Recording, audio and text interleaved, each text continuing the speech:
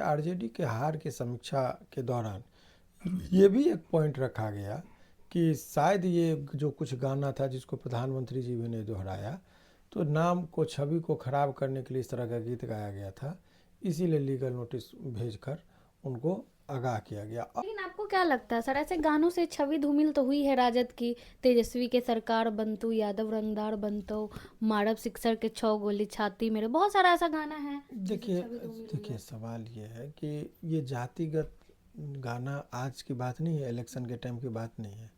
बहुत सारे लोगों को, व्यूअर्स को व्यू चाहिए, तो व्यूज़ के चक्कर में वो अनेकों इस तरह का काम आज से नहीं कर रहा था, इलेक्शन के दौरान भी चाहिए था कि अगर उनको लगता था तेजस्वी जी को, तो इलेक्शन के दौरान भी वो लीगल एक्शन ले सकते थे। देखिए, जेडीयू भाजपा के ऐसे गाने आप नहीं देखते होंगे। नहीं नहीं, वो जो गाना जो गाया है, इसको रोक लगाने के लिए जो उन्होंने पहल की है, जो उन्माद पैदा ना हो जातियों के बीच में, तो वो एक अच्छी पहल है।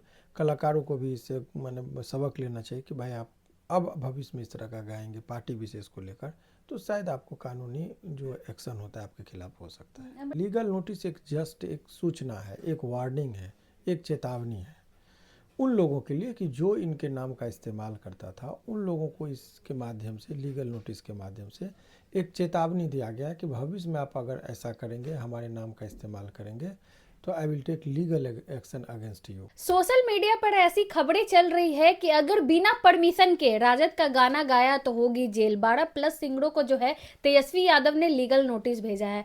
पूरी जानकारी के लिए हमारे साथ बातचीत करने के लिए एडवोकेट शिवनंदन भारती जी हैं, पटना हाईकोर्ट के जाने माने वकील हैं। बहुत बहुत स्वागत है सर आपका। जी बहुत बहुत शुक्रिया आपका भी। सर, सोशल मीडिया पे खबरें चल रही है कि बिना परमिशन का आरजेडी पे गाना नहीं गा सकते हैं, नहीं तो जेल हो सकती है। देखिए, ये कोई आज का खबर नहीं है कि, और केवल आरजेडी का ही नहीं, किसी भी पार्टी का या किसी व्यक्ति विशेष का अगर आप नाम लेते हैं तो उनके इजाज़त के बगैर नहीं लेना चाहिए।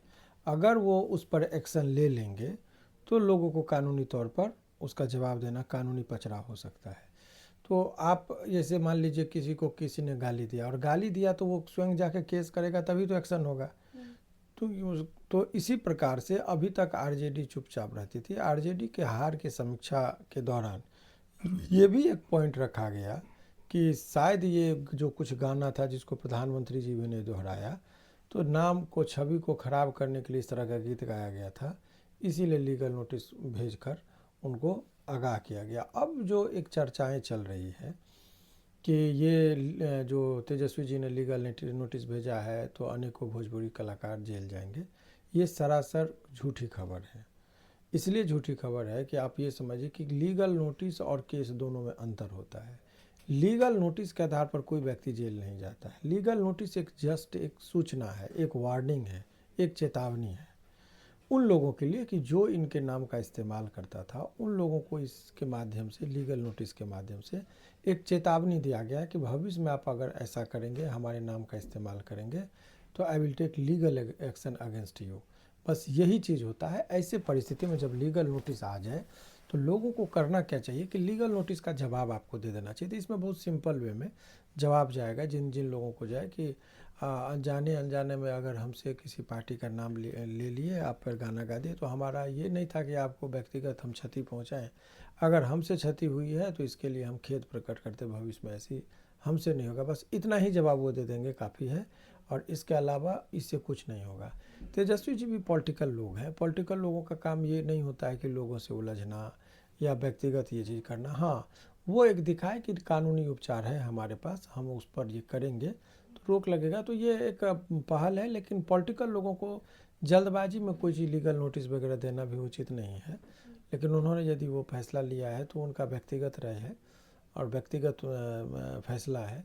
लेकिन जो लोगों के बीच में जो एक वहम की स्थिति हो गई है कि लीगल नोटिस का मतलब केस होता है, वो चीज़ नहीं। लीगल नोटिस बिल्कुल अलग चीज़ है, एक चेतावनी है, और केस जो होता है वो हम लोग कोर्ट में करते हैं लीगल एक्शन लेने के लिए अगेंस्ट दैट पर्सन, तो वही चीज़ है। लेकिन आपको क्या लगता है सर, ऐसे गानों से छवि धूमिल तो हुई है राजद की? तेजस्वी के सरकार बनतु, यादव रंगदार बनतो, मारब सिक्सर के 6 गोली छाती मेरे, बहुत सारा ऐसा गाना है जिससे देखिए छवि धूमिल हुई देखिए है। सवाल ये है कि ये जातिगत गाना आज की बात नहीं है, इलेक्शन के टाइम की बात नहीं है। बहुत सारे लोगों को, व्यूअर्स को व्यू चाहिए, तो व्यूज़ के चक्कर में वो अनेकों इस तरह का काम आज से नहीं कर रहा था, इलेक्शन के दौरान भी चाहिए था कि अगर उनको लगता था तेजस्वी जी को तो इलेक्शन के दौरान भी वो लीगल एक्शन ले सकते थे, लेकिन इलेक्शन में आपसी उलझन के वजह से उन्होंने नहीं माने इस चीज़ को किया।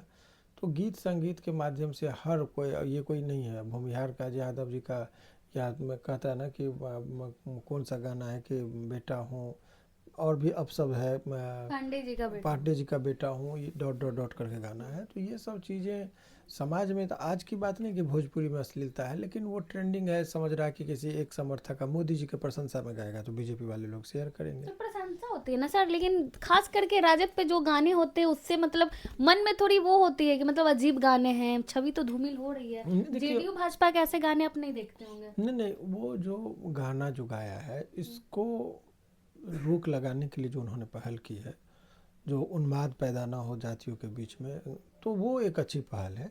लेकिन कलाकारों को आप तंग भी नहीं करिए। ये जो इनका अपना है कि हम एक बार चेतावनी देते हैं, चेतावनी दे के छोड़ने का जो इनका इरादा है वो अच्छा इरादा है, ये सराहनीय कदम है। लेकिन कलाकारों को भी इससे माने सबक लेना चाहिए कि भाई आप अब भविष्य में इस तरह का गाएंगे पार्टी विशेष को लेकर, तो शायद आपको कानूनी जो एक्शन होता है आपके खिलाफ हो सकता है। बहुत बहुत धन्यवाद। हमारे साथ शिवनंदन भारती जी थे। आपने सुना तमाम मुद्दों को लेकर हमने इनसे बातचीत की। बाकी पूरी बातचीत को लेकर आप क्या कुछ सोचते हैं, अपनी राय कमेंट बॉक्स में जरूर दें। धन्यवाद।